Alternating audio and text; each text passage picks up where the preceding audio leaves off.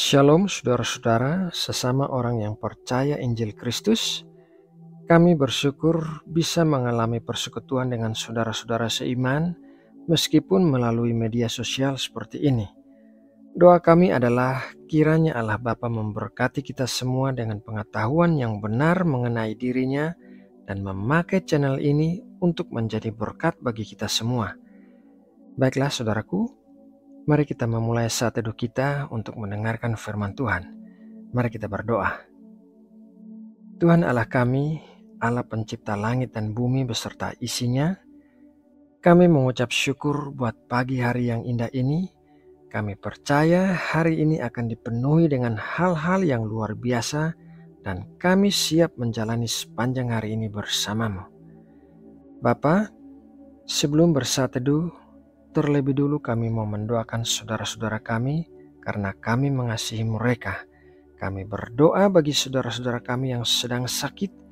Kiranya tangan penyembuh-Mu menjamah dan menyembuhkan setiap orang yang sakit dan menderita kelemahan tubuh. Berikanlah pemulihan yang sempurna dan pakailah semua sarana yang tersedia seperti dokter dan obat-obatan untuk menjadi sarana kesembuhan-Mu. Kami juga berdoa memohon pertolongan, jalan keluar dan kekuatan bagi setiap saudara kami yang sedang mengalami masalah-masalah berat di dalam hidup mereka. Ya Bapa, kuatkanlah iman setiap orang dalam menghadapi ujian dan pencobaan sehingga bisa melewatinya dengan baik sesuai dengan kehendak-Mu. Dan kiranya Engkau memakai segala sesuatu yang terjadi untuk mendatangkan kebaikan seperti apa yang dikatakan oleh firman-Mu. Terima kasih ya Bapa. Dalam nama Tuhan Yesus Kristus, kami berdoa dan mengucap syukur. Amin. Saudara yang terkasih di dalam Kristus, sebagai orang-orang Kristen, kita mempercayai bahwa Alkitab adalah firman Allah yang penulisannya diilhamkan oleh Roh Kudus kepada penulis-penulis dengan latar belakang yang berbeda. Namun demikian, banyak orang Kristen yang sesungguhnya tidak mempercayai firman Tuhan yang tertulis dalam Alkitab. Mengapa saya katakan demikian? Karena kebanyakan orang Kristen hanya datang ke gereja untuk membaca dan mendengarkan firman Tuhan, tetapi tidak melakukannya. Sebenarnya yang lebih penting daripada membaca dan mendengarkan firman Tuhan adalah melakukannya. Seperti yang tertulis dalam Yakobus 1 ayat 22 dan Yakobus 2 ayat 26. Mari kita baca kedua ayat tersebut. Yakobus 1 ayat 22, tetapi hendaklah kamu menjadi pelaku firman dan bukan hanya pendengar saja. Sebab jika tidak demikian, kamu menipu diri sendiri. Yakobus 2 ayat 26, sebab seperti tubuh tanpa roh adalah mati, demikian jugalah iman tanpa perbuatan-perbuatan adalah mati.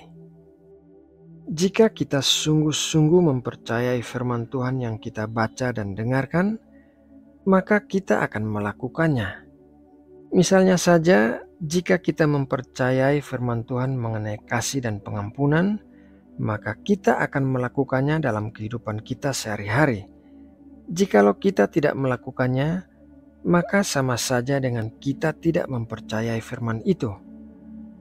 Firman Tuhan yang tertulis, yaitu Alkitab, diberikan bukan hanya untuk dibaca saja, melainkan harus dilakukan agar dapat mengubahkan kita.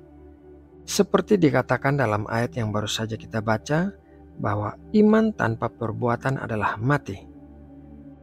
Saudara yang terkasih di dalam Kristus, pada saat kita membaca Alkitab kita atau mendengarkan firman Tuhan yang disampaikan, maka lakukanlah hal-hal berikut ini agar kita dapat mengalami manfaat sesungguhnya dari firman Tuhan yang mengubahkan.